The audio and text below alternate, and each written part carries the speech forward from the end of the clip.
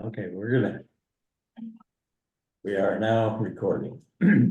So, we're doing session 6. And here's a discussion after our group has watched. So, basically, we're talking about our view of the cosmos is definitely different than the biblical authors, right?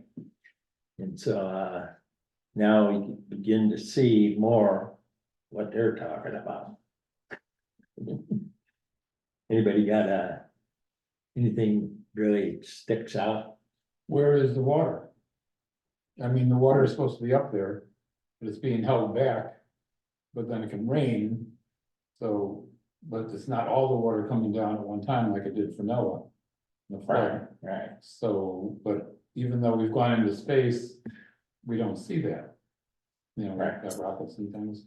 But Yeah. the water that's on the earth is the moisture that ascends to the clouds. Right. And then the weight of the clouds eventually brings the rain down.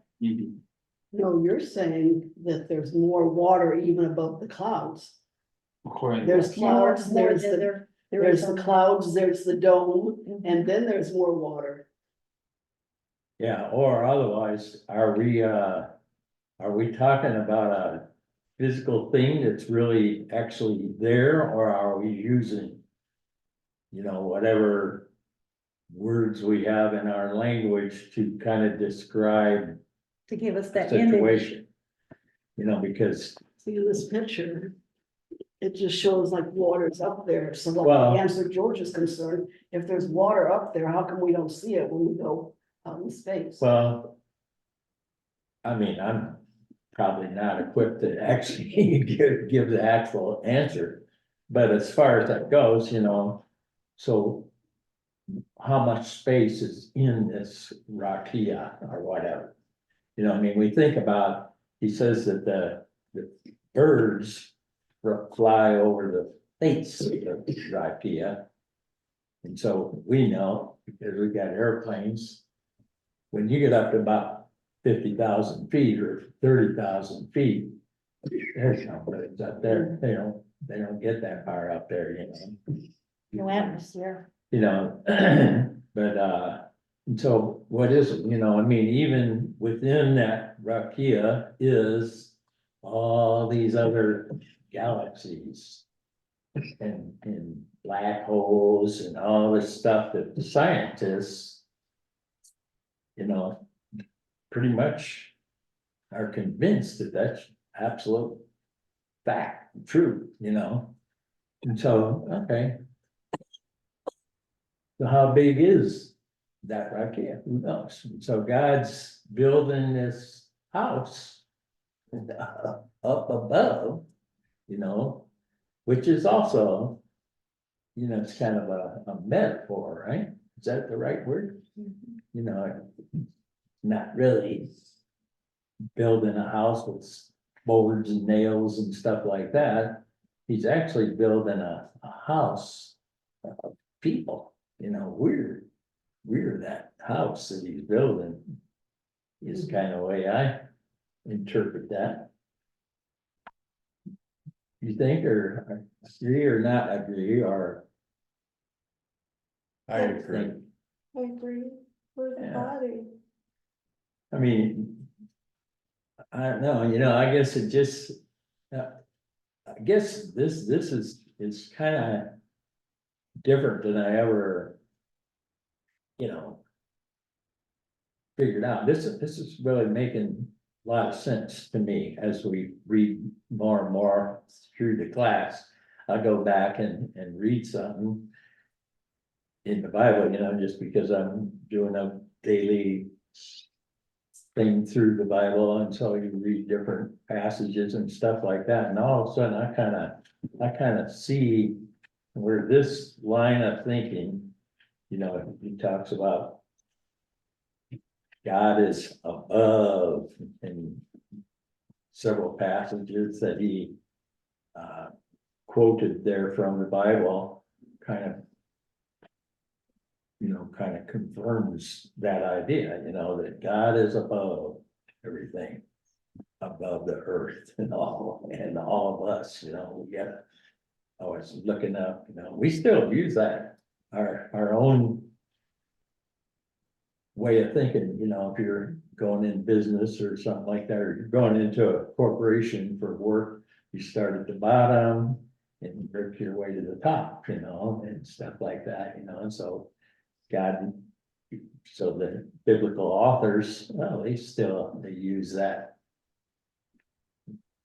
What terminology is that, you know, or that means of God is above us, you know, we always. I think everybody who believes in God believes that for sure, you know, but that's what they're trying to put into the writing. And so, of course, God is actually the author. In how does he do that? You know, he inspires these people to write what they wrote and that kind of thing, you know.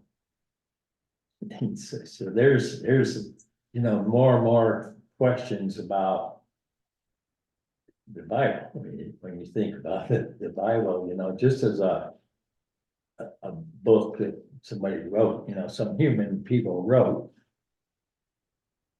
How is that also the word of God, you know? And so, you know, we see that, you know, God puts you into some kind of a situation. Where, you know, to describe it or to write a letter about it, you know, to somebody else or something like that, well. He's kind of inspiring you by the circumstances that he's put you in. To give you these words that you're describing this in, you know, and so there's. How God inspires the writers of the Bible. And of course, there's a heck of a lot more to it as we, you know, when you start looking at the scribes and all that kind of stuff.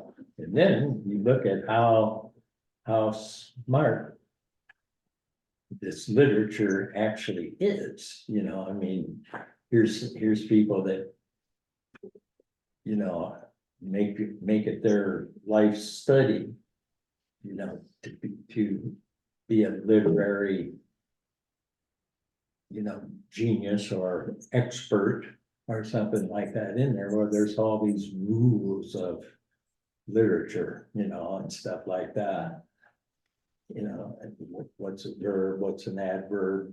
We do the same thing with our language, but they did too. But they just did it different than we did, you know, so now we get to actually. With some expert advice. Learn how to read that, you know, like using Hebrew and Greek here. Rakia and all that kind of stuff. That is pretty good, you know, if you just, somebody take verse 6. You know, where this is day 2, right? So God said, let there be an expanse in the midst of the waters, and let it separate the waters from the waters. I've read that long ago and just, I was gonna say, have any of you ever given it any thought about this? I mean, I've never understood it this way before. No, never. yeah, No, yeah, that is true, you know, I mean. I just didn't understand it, We don't And I know just how big the blew. dome is, that's right. because we're not God. That's right, yeah, he sees. Things that we don't see, there's the book of Job. You know, Oh, Job, well, it's all beyond our comprehension anyway.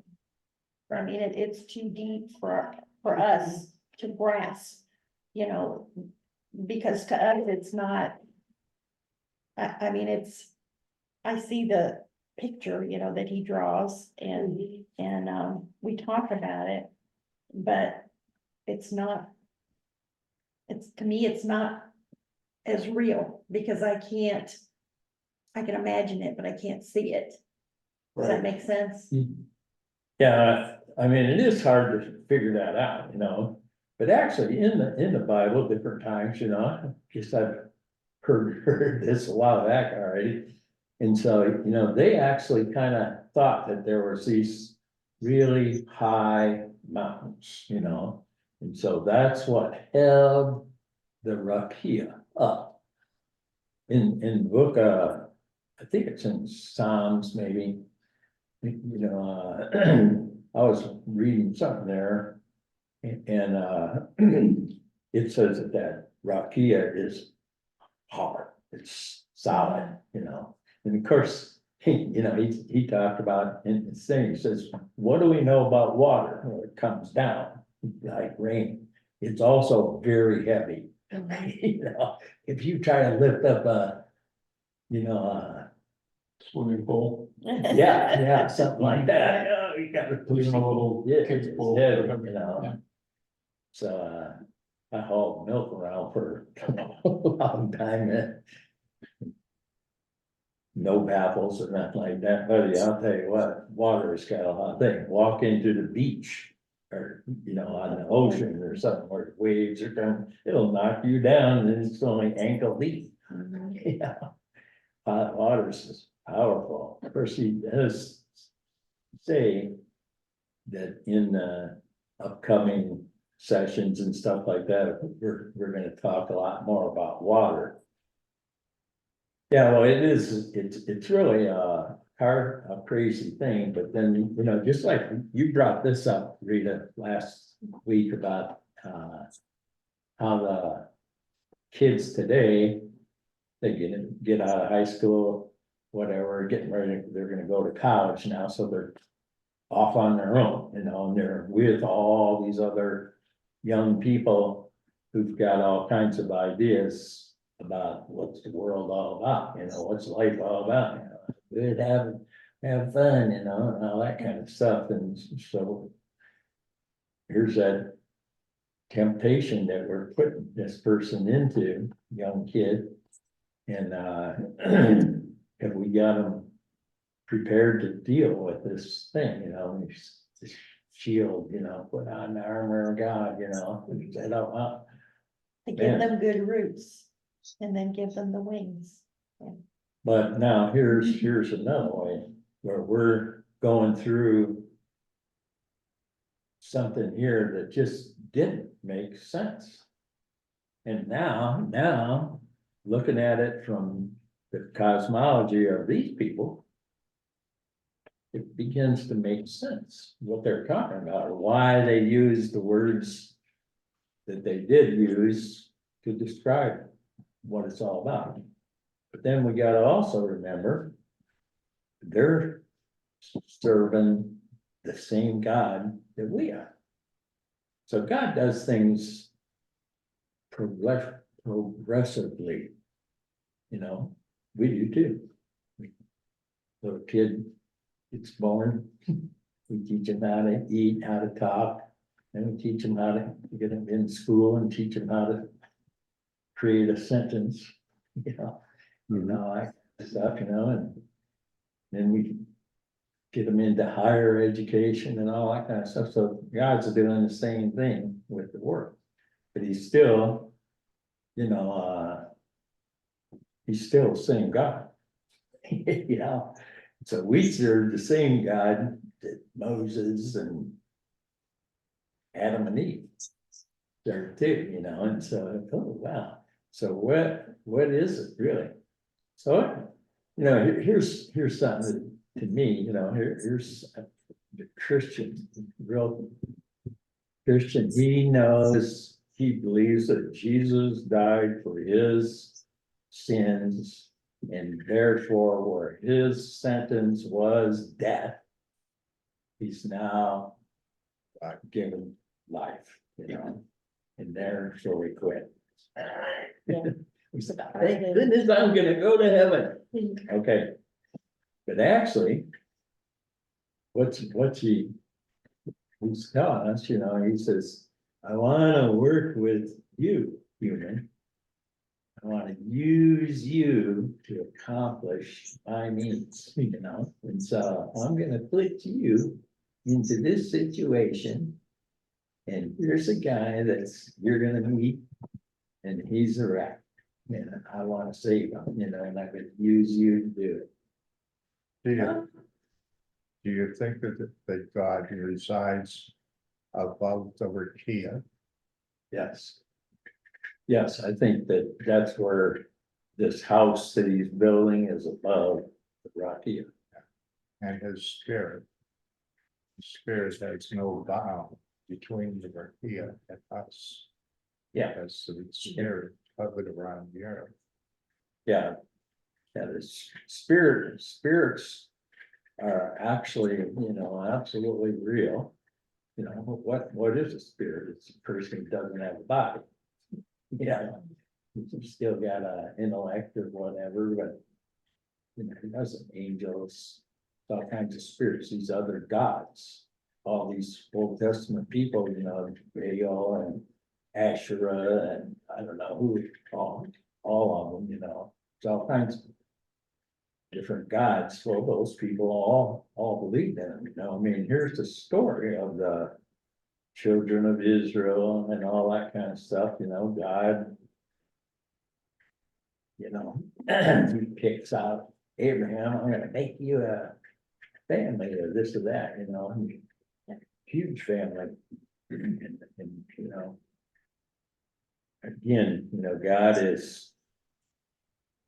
Progressive, and he's absolutely slow. You know, it takes him a long time, and not because he's incapable of doing it any different or anything like that. But that's just the way he does things, you know, and so he His time frame is does, different from ours. yeah, his way above us, you know. I mean, one thing, you know, just think about time, you know, there's where time got created in the creation of the world. Or that there, The day we and the don't know. night. Yeah. That started time. This is the first day I did this.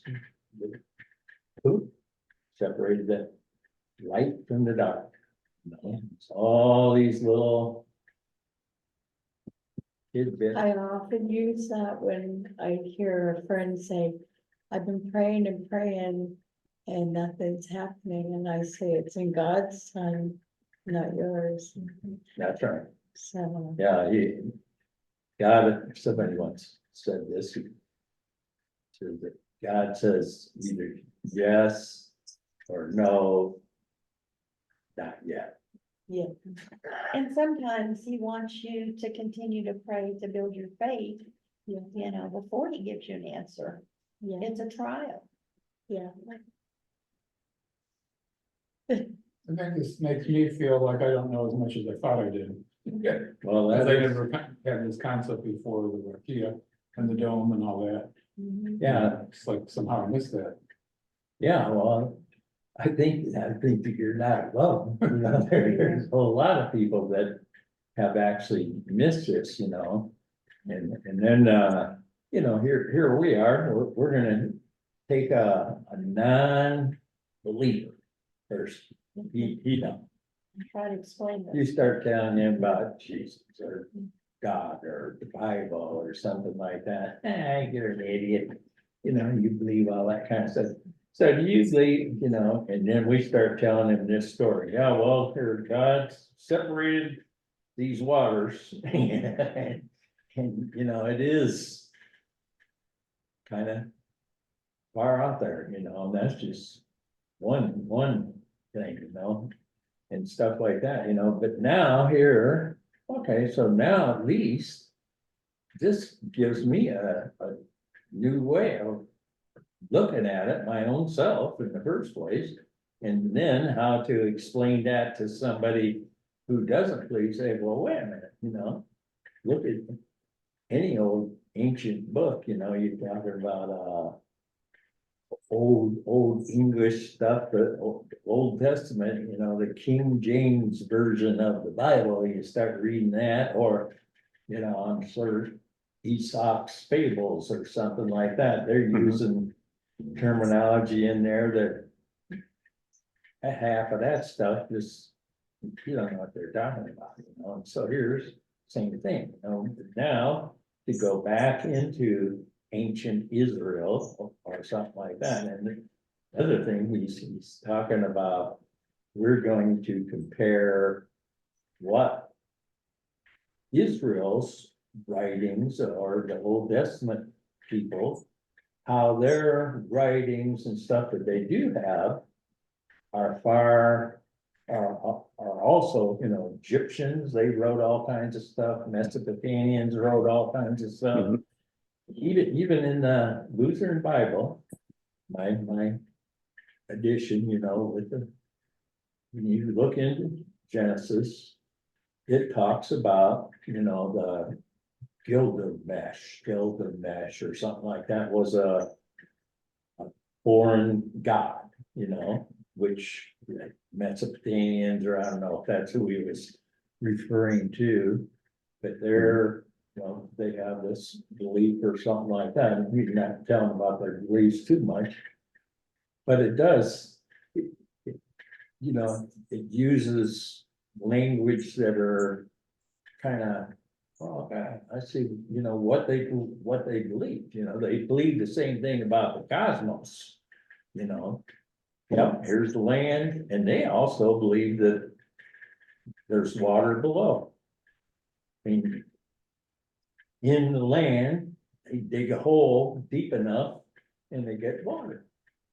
Make it a well, you know, to feed your cattle and whatever kind of stuff like that, you know, so yeah, there's water down there, you know, that's the water below. You know, they thought the world is sitting on a, you know, it's floating. Well, actually, they don't even think it's floating, it's sitting on pillars, says the Bible. You know, I'm not just.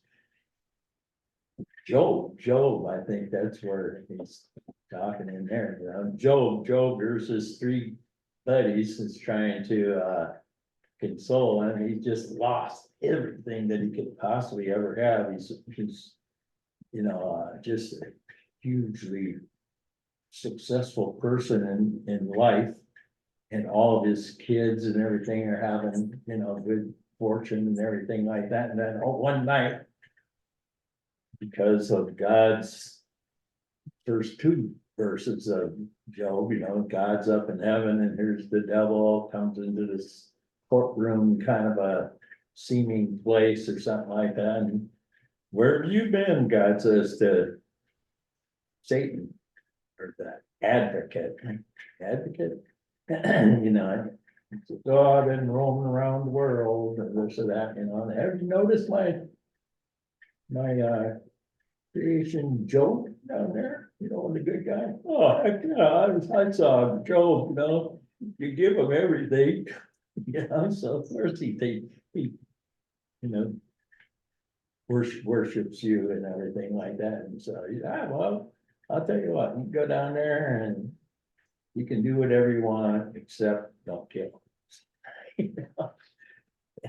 And so boom, Job's life just goes into the crash heap, you know. Now, here's all his friends saying, well, you must have done something. You know? And that's what most people kind of think about. Well, you know, why do bad things happen to good people? That's why we read. Yeah. Job, you know? Larry, I think Go I agree with the earlier comment that this is all very confusing and very challenging to our preconceived notions. And I use the analogy of electricity. I've never seen electricity. I guess I felt it. Yeah. But I just trust that when I plug in, but what's the evidence of electricity? I plug it in and I see the light bulb go on.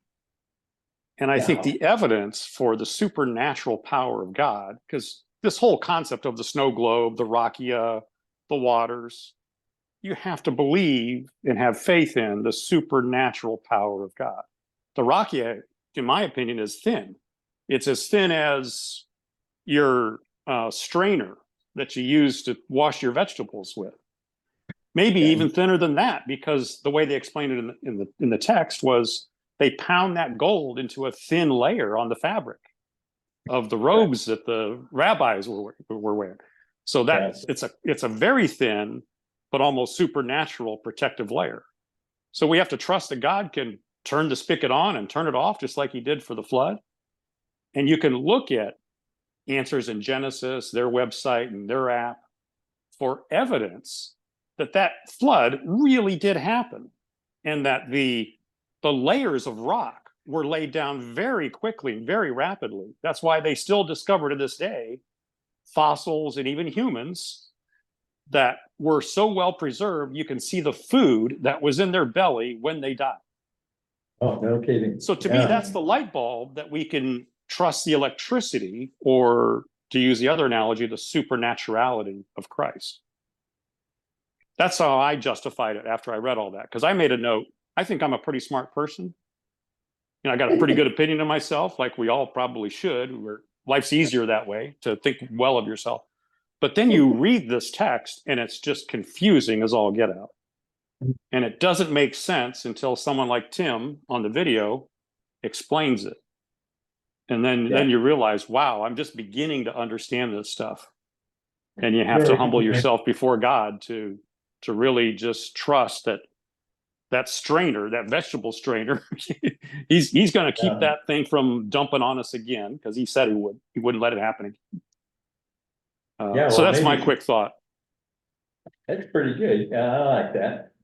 And, I mean, maybe that's what the whole problem that humanity has, is that we didn't trust God in the first place. Yeah. Right? Yeah. And I think he makes it intentionally confusing for us, because we're not all going to be elected at the end. It's only those who have the strongest faith and will reject the powerful narratives that the beast or Satan will push towards all society worldwide in the end times. And we're going to have to say, no, we don't accept that false Christ, that antichrist. And that's going to be difficult to do, because it could mean money, it could be your life, it could be access to shopping, it could be anything that Christ and or Satan throw at us during those end times. So I think a lot of this stuff is very confusing, because we're being challenged to think about the word and bring ourselves closer to Christ and bring ourselves closer to that faith. So when those end times do come, if we're around when the end times come, we have the strength to say no to the all-powerful, all-popular, almost cult-like Antichrist, whatever that form is.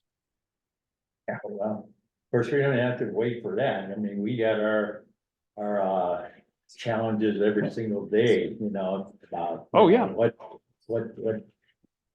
if I'm always gonna put myself on a connection, well, here's God up above and here's me living my life, and I kind of know, through his word, what he's really wanting me to do, and I see, I don't do that, but if I always keep that line there as a measurement of where I'm at, and when I do screw up, God has got such grace that he says, you just come and tell me. Yeah. Confess to me.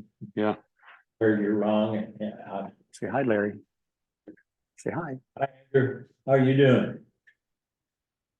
He's doing pretty fabulous. He's very happy lately, and affectionate, if you can't tell.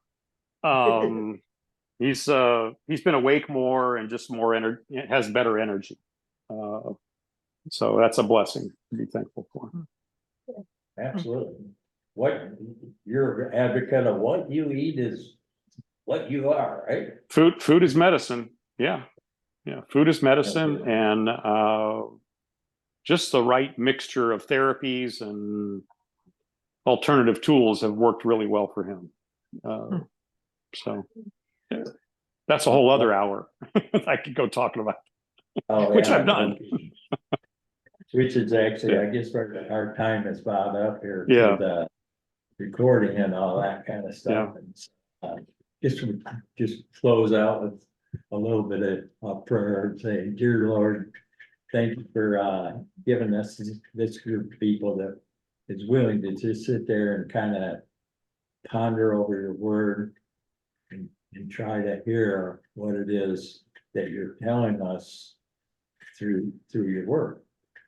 We ask you to be with us, give us wisdom as we keep it up. So with that, we thank you and thank you so much for sending your son to rescue us from this world. In Jesus' name. Amen. Amen. All right, Amen, Team Larry. recording. Mhm.